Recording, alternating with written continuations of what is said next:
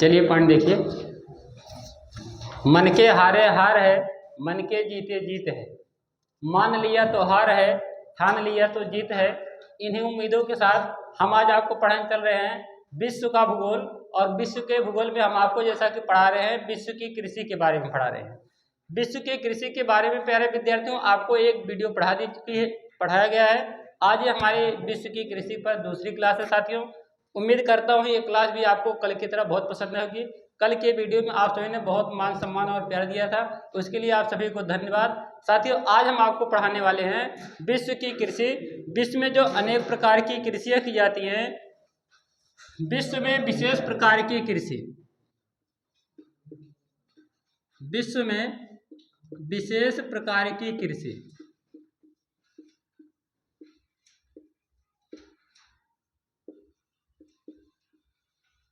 हम आपको पॉइंट बताएंगे। विश्व में जो विशेष प्रकार की कृषि है उनके बारे में कुछ पॉइंट आपको बताएंगे।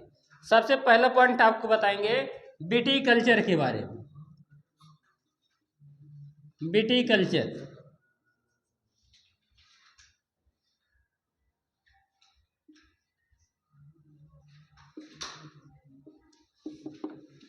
विटीकल्चर क्या होता है? कभी कभार आपसे प्रश्न पूछा था कंपटीशन एग्जाम में, विटीकल्चर में किसका अध्ययन किया जाता है? प्यारे विद्यार्थियों अगर हम विटीकल्चर की बात करते हैं तो विटीकल्चर में अंगूर उत्पादन का अध्ययन किया जाता है। अंगूर उत्पादन,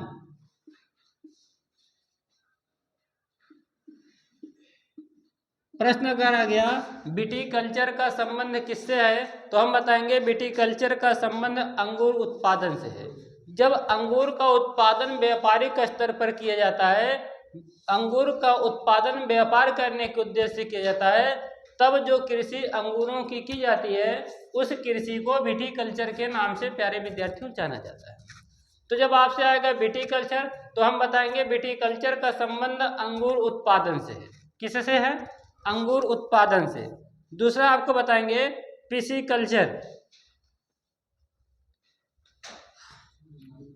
पिसीकल्चर, पिसीकल्चर का संबंध किससे है? मछली उत्पादन से है।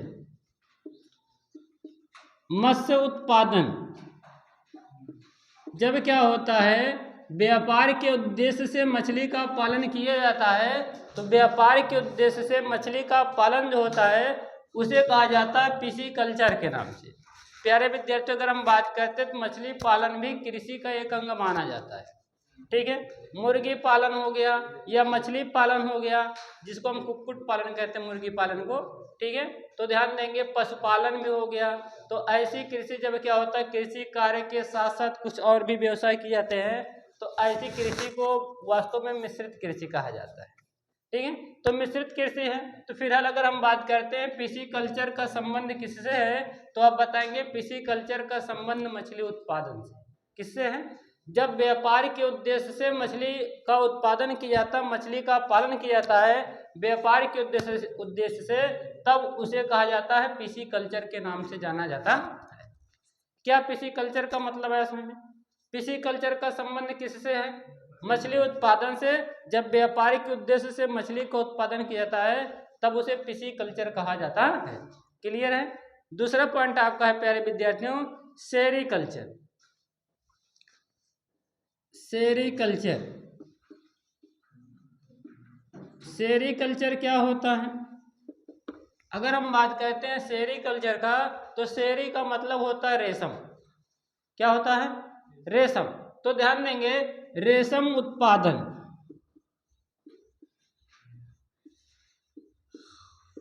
अगर आपसे कहेगा व्यापार के उद्देश्य से रेशम की जो कृषि की जाती है, व्यापार के उद्देश्य से रेशम की कृषि को किस नाम से जाना जाता है तो हम उसे बताएंगे व्यापार के उद्देश्य से रेशम की कृषि को सेरीकल्चर के नाम से जाना जाता है। किसके नाम से? सेरीकल्चर के नाम से। दूसरा पॉइंट है साथियों ओलेरीकल्चर। अच्छा पहले आपको बताते हैं हार्टिकल्चर, बहुत इंपॉर्टेंट है हार्टिकल्चर।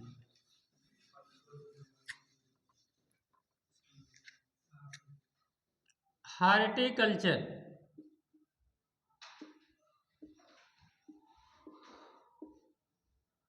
हार्टिकल्चर का संबंध किससे है? बहुत लोगों को पता होगा किससे है हार्टिकल्चर का संबंध, तो आप बताएंगे फल उत्पादन से। किससे है प्यारे विद्यार्थियों? फल उत्पादन से, व्यापार के उद्देश्य, व्यापार करने के उद्देश्य से। अगर भाई आपके घर में एक दो पौधा लगा है, फल का पौधा लगा है, मान लेते हैं आम का पौधा है, ठीक है, या अंगूर का पौधा है, या आपके यहाँ मान लेते हैं सेब का पौधा है, या अनार का पौधा है। अगर एक पौधा दो पौधा, तो उसको हम लोग बोलते हैं कि मतलब वो व्यापार के उद्देश्य से कृषि नहीं हो रही है, वो कृषि जो है स्वयं के लिए हो रही है, समझ रहे कि नहीं। लेकिन अगर क्या किया जाए, 1 बीघा 2 बीघा केवल अनार की फसल की जाए, मतलब उसको व्यापार के उद्देश्य से उसको कृषि किया जाएगा, तो जब व्यापार के उद्देश्य से कृषि किया जाता है तब उसको कल्चर कहा जाता है, ठीक है। तो इसका मतलब क्या हो जाएगा, जब फल का उत्पादन क्या होता है, व्यापार के उद्देश्य से फल का उत्पादन किया जाता है, तब उस उत्पादन को हार्टिकल्चर के नाम से जाना जाता है। तो जब आपसे प्रश्न आ जाए कि हार्टिकल्चर का संबंध किससे है, तो आप बताएंगे हार्टिकल्चर का संबंध फल उत्पादन से। किनसे है? फल उत्पादन से। अगला है ओलिवी कल्चर, ओलिवी कल्चर। ओलिवी कल्चर क्या होता है प्यारे विद्यार्थियों? इसका संबंध होता है जैतून उत्पादन से।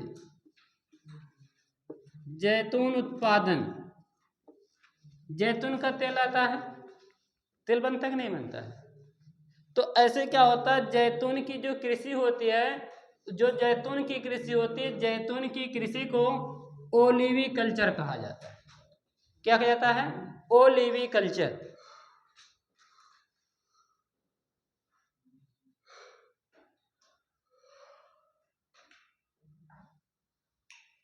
अगला है प्यारे विद्यार्थियों एपी कल्चर। आप सभी को शायद पता होगा एपी कल्चर के बारे में। एपी कल्चर, एपी कल्चर में किसका उत्पादन होता है? शहद उत्पादन होता है। किसका उत्पादन? शहद उत्पादन, मतलब मधुमक्खी पालन होता है। मधुमक्खी पालन, मधुमक्खी पालन, मधुमक्खी पाल करके जो कृषि की जाती है, शहद का उत्पादन किया जाता है, उसे किस नाम से जाना जाता है? उसे प्यारे विद्यार्थियों एपी कल्चर के नाम से जाना जाता है। जब प्रश्न आ गया कि एपी कल्चर का संबंध किससे है, तो हम बताएंगे एपी कल्चर का संबंध मधुमक्खी पालन से। क्लियर है? अगला है प्यारे विद्यार्थियों फ्लोरिकल्चर। फ्लोरिकल्चर,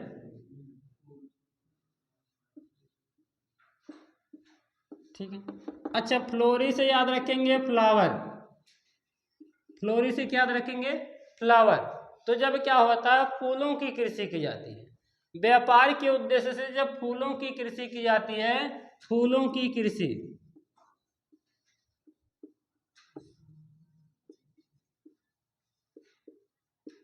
अगर प्रश्न आ गया कि फ्लोरिकल्चर को में किस चीज की कृषि की जाती है, तो आप बताएंगे फूलों की कृषि। यह प्रश्न आ गया कि फूलों की कृषि से कौन सा कल्चर संबंधित है, तो आप बताएंगे फ्लोरिकल्चर।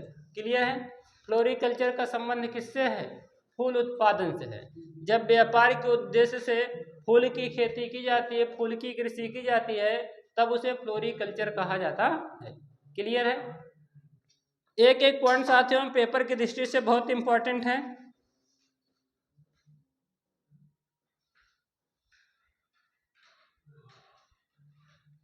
अगला है ओलेरी कल्चर। फ्लोरिकल्चर के बाद है ओलेरी कल्चर। ओलेरी कल्चर,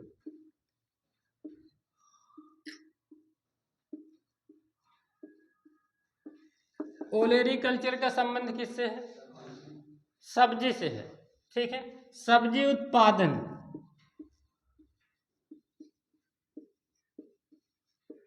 ओलेरी कल्चर का संबंध सब्जी उत्पादन से है।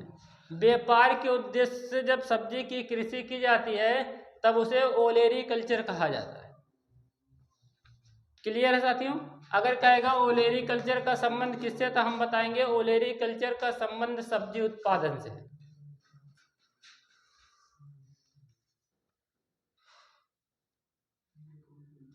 अगला है हार्सी कल्चर। हार्सी कल्चर, हार्सी कल्चर का संबंध किससे है?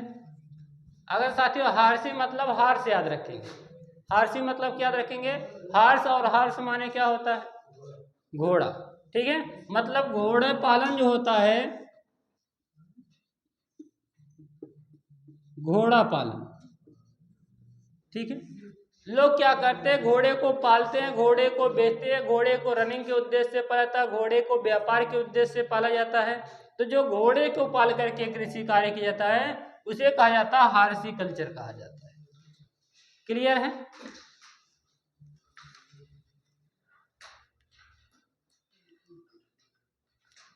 अगला है वर्मी कल्चर। सबको ये तो पता होगा, वर्मी कल्चर का संबंध किससे है? किससे है? केंचुआ उत्पादन। अच्छा, कोई केंचुआ का उत्पादन करता है क्या? तो प्यारे विद्यार्थियों, केंचुआ को क्या कहा जाता है? किसान का मित्र कहा जाता है। केंचुआ को क्या कहा जाता है? केंचुआ को किसान का मित्र कहा जाता है।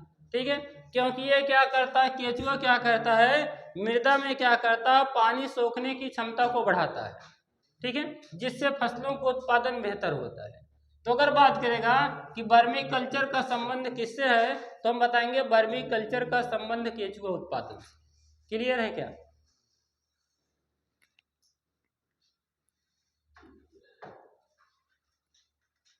अगला है मेरी कल्चर। ये भी शायद आपको पता होगा। मेरी कल्चर का संबंध किससे है? मेमना से नहीं, मेरी कल्चर।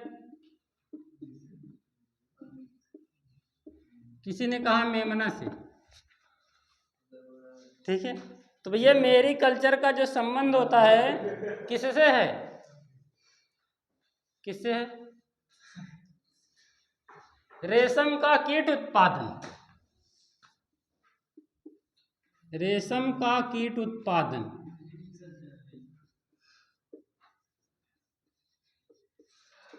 अच्छा, अगर प्रश्न आ गया कि रेशम का कीट किस पौधे पर पाला जाता है, रेशम का कीट जो होता है किस पौधे पर पाला जाता है, तो साथियों रेशम का कीट शहतूत की पत्तियों पर पाला जाता है।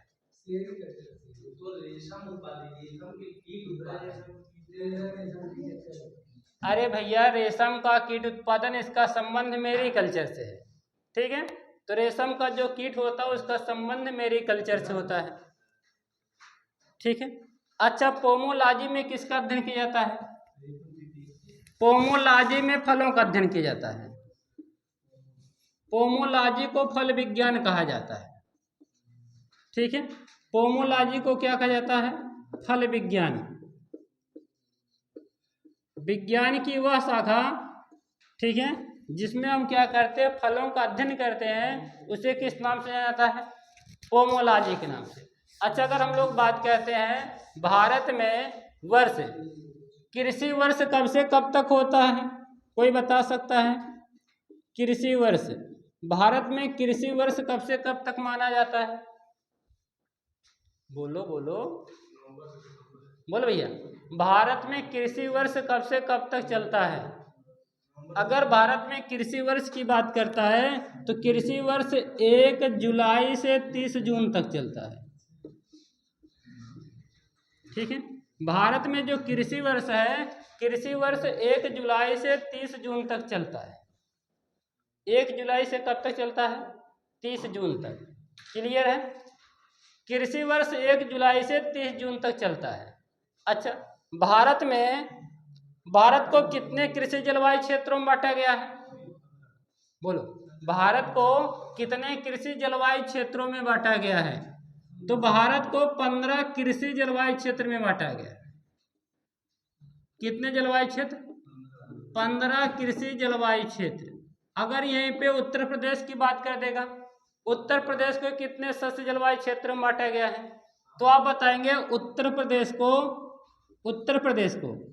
9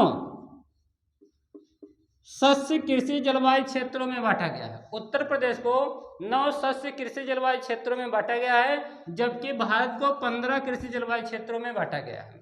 अच्छा, अगर बात करता है विश्व में कितने समय जोन है, तो आप बताएंगे विश्व में 24 समय जोन है।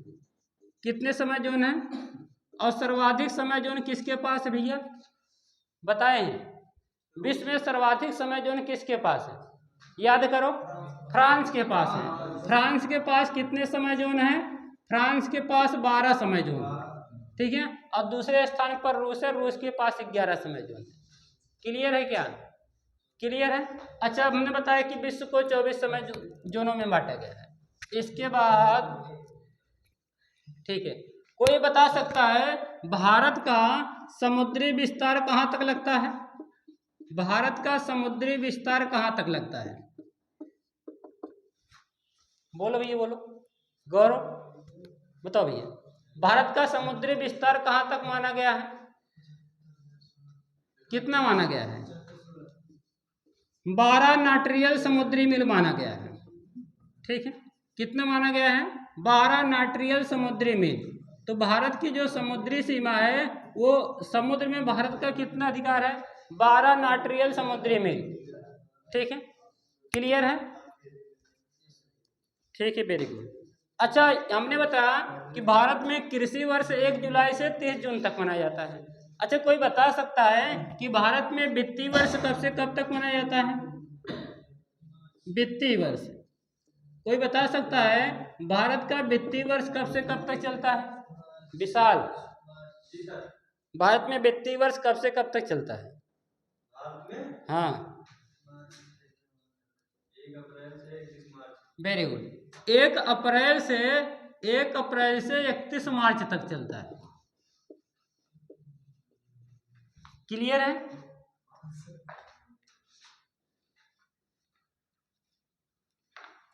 इसके बाद कृषि संबंधी क्रांतियां। अब हम लोग पढ़ेंगे कृषि संबंधी क्रांतियां।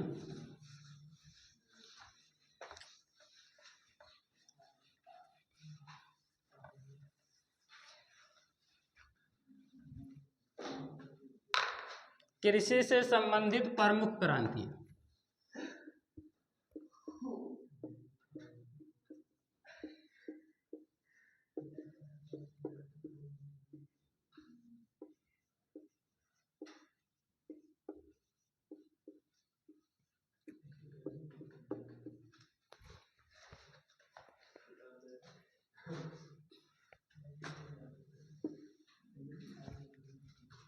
सबसे पहले बात करते हैं क्रांतियां लाई क्यों गई?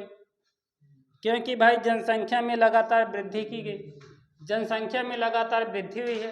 जनसंख्या में वृद्धि होने के कारण लोगों को ज़्यादा वस्तुओं की आवश्यकता होने लगी, ठीक है।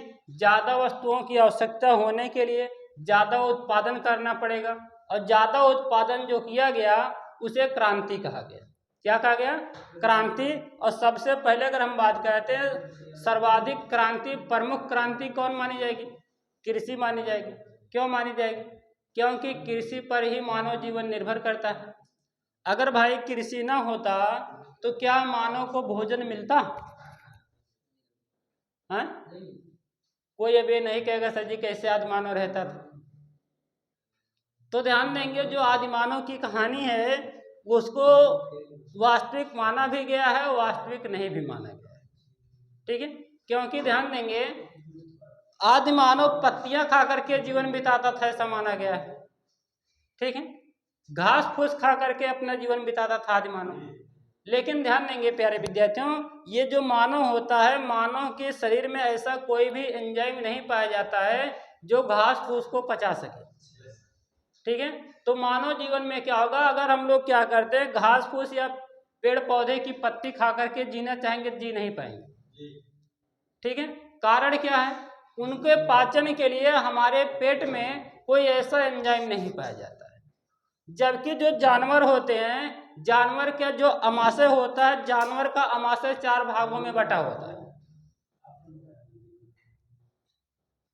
अगर हम लोग अपने अमाशय की बात करते हैं, मनुष्य के अमाशय की बात करते हैं, तो अमाशय मतलब पेट होता है, ठीक है, जहाँ पे भोजन का पाचन होता है।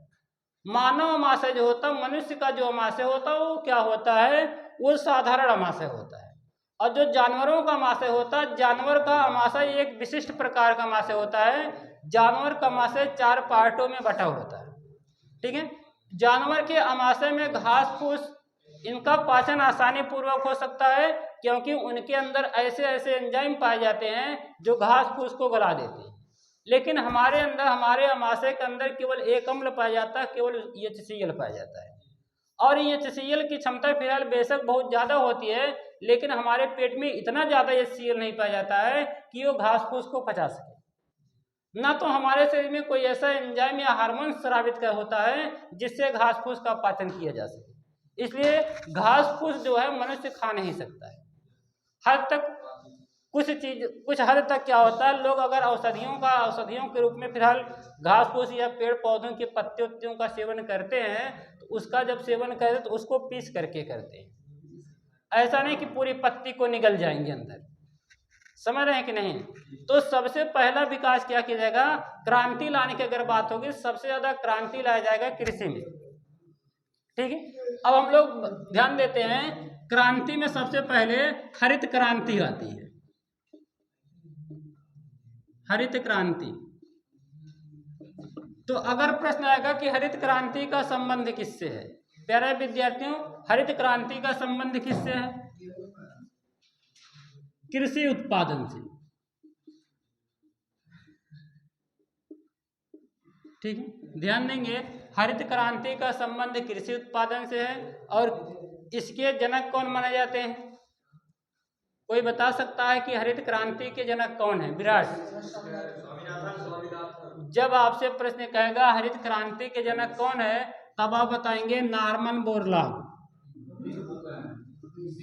Norman Borlaug. प्यारे विद्यार्थियों, जब केवल आपसे इतना प्रश्न कहेगा कि हरित क्रांति के जनक कौन है, तब आप बताएंगे Norman Borlaug. Norman Borlaug America के थे, ठीक है। जब प्रश्न केवल इतना कहेगा कि हरित क्रांति के जनक कौन है, तो आप बताएंगे हरित क्रांति के जनक नॉर्मन बोरलॉग। क्लियर है। अगला पॉइंट बात करते हैं, भारत में हरित क्रांति नहीं अपनाए गए थे। भारत में हरित क्रांति का जो जन्मदाता माना था, अगर भारत में बात करेगा, भारत में हरित क्रांति के जनक कौन माने गए हैं, MS स्वामीनाथन। MS स्वामीनाथन, ठीक है।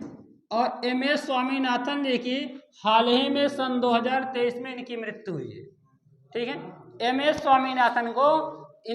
स्वामीनाथन जी की मृत्यु हाल ही में 2023 में इनकी मृत्यु हुई है। तो साथियों, अगर हम लोग बात करते हैं MS स्वामीनाथन की, अगर बात करते हैं, इन्हें 2024 का भारत रत्न दिया गया है। हाँ, MS स्वामीनाथन को 2024 का क्या दिया गया है, भारत रत्न, जो भारत का सबसे बड़ा अवार्ड है। और इनको जो भारत रत्न दिया गया MS स्वामीनाथन को, मरणोपरांत भारत रत्न दिया गया है। अगर हम लोग बात करते हैं हरित क्रांति में सबसे ज्यादा किस कृषि को सहायता मिली थी, किस कृषि को बढ़ावा मिला था, तो हम बताएंगे गेहूं उत्पादन को बढ़ावा मिला था। हरित क्रांति में किस फसल में ज्यादा क्रांति लाई गई थी, किस उत्पादन को बढ़ावा मिला, तो हम बोलेंगे गेहूं उत्पादन। दूसरे स्थान पर साथियों चावल उत्पादन को। गेहूं के बाद हरित क्रांति का फायदा चावल उत्पादन को था।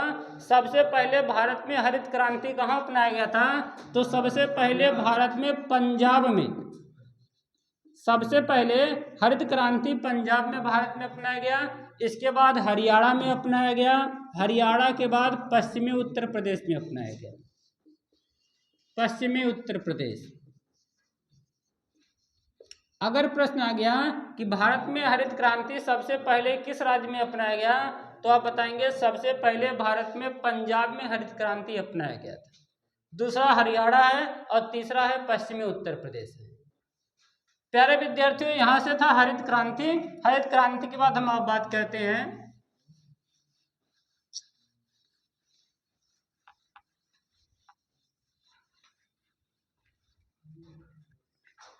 दूसरा है श्वेत क्रांति। श्वेत क्रांति का संबंध किससे है? दुग्ध उत्पादन से। दुग्ध उत्पादन, ठीक है। अगर प्रश्न आ जाए कि श्वेत क्रांति के जनक कौन है, प्रश्न आ गया कि श्वेत क्रांति के जनक कौन है, तो doctor Varghese Kurien. Doctor Varghese Kurien. Doctor Varghese Kurien श्वेत क्रांति के जनक हैं। श्वेत क्रांति का संबंध किससे है? दुग्ध उत्पादन से। इसी प्रकार अगली पॉइंट है पीली क्रांति। पीली क्रांति का संबंध किससे है? तिलहन उत्पादन। तिलहन उत्पादन।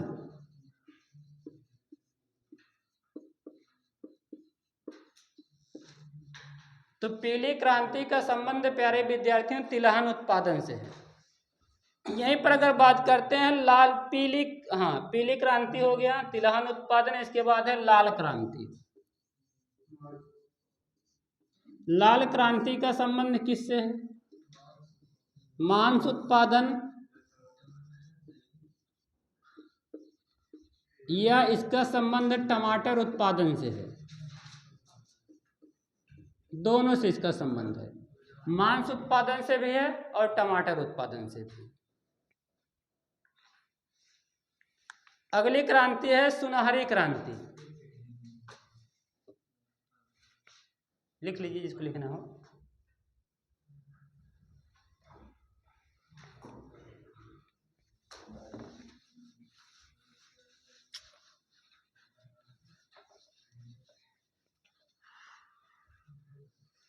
सुनहरी क्रांति, क्या कोई बता सकता है सुनहरी क्रांति का संबंध किससे है? सुनहरी क्रांति का संबंध फल उत्पादन से है। फल उत्पादन, ठीक है। और भी बात करेंगे अगर गुलाबी क्रांति। चलो भाई, गुलाबी क्रांति का संबंध बताओ।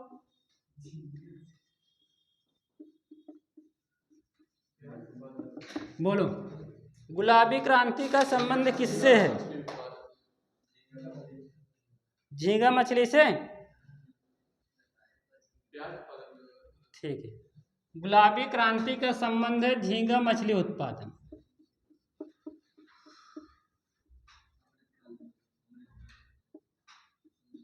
झींगा मछली उत्पादन, ठीक है। अमृत क्रांति का संबंध किससे है? अमृत क्रांति, अच्छा अमृत का मतलब जानते हैं, अमृत पर्यायवाची है भाई। अमृत जो होता है पानी का पर्यायवाची होता है, ठीक है। अगर अमृत का संबंध आएगा इसका मतलब कहीं ना कहीं इसका संबंध पानी से हो, ठीक है। तो अमृत क्रांति का संबंध है नदी जोड़ो परियोजना से। नदी जोड़ो परियोजना, नदी जोड़ो परियोजना। अगला है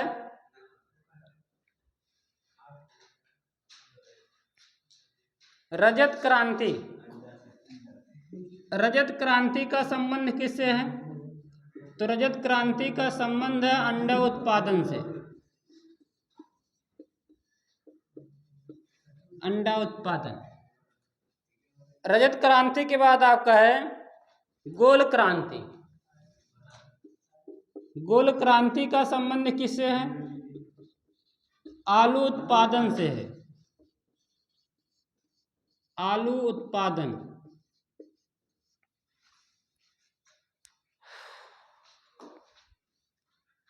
क्लियर है?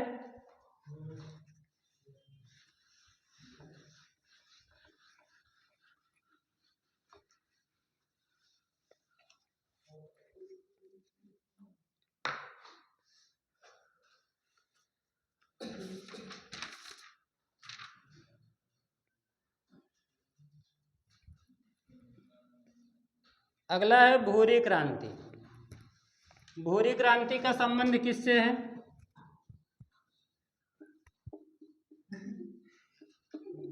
भूरी क्रांति उर्वरक उत्पादन।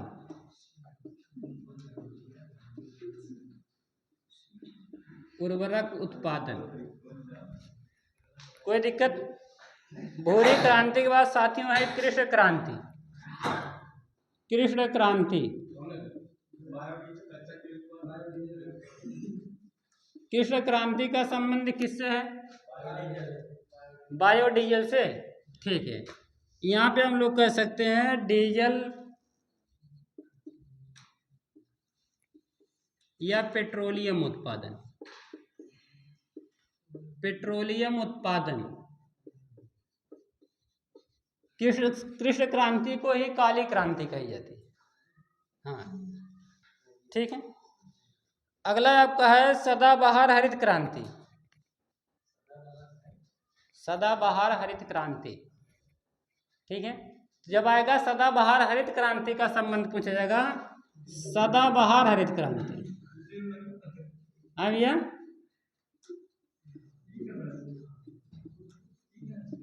क्या विशाल? तो सदाबहार हरित क्रांति का संबंध जब आएगा तो इसका संबंध है कृषि को दोगुना करना। कृषि को दोगुना करना।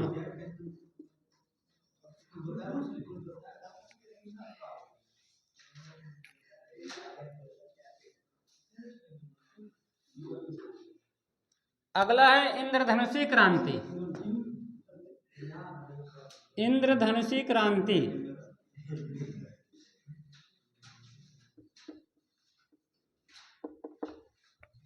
अगर बात करेगा इंद्रधनुषी क्रांति की बात करेगा तो फसल उत्पादन में विभिन्नता लाना।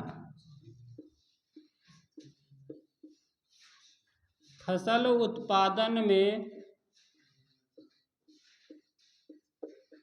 विभिन्नता लाना।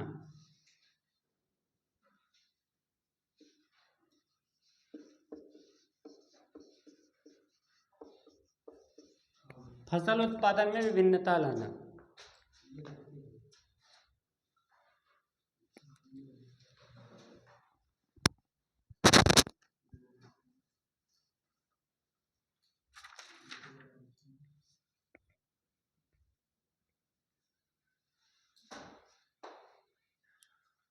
तो ये थी कृषि से संबंधित महत्वपूर्ण क्रांतियां।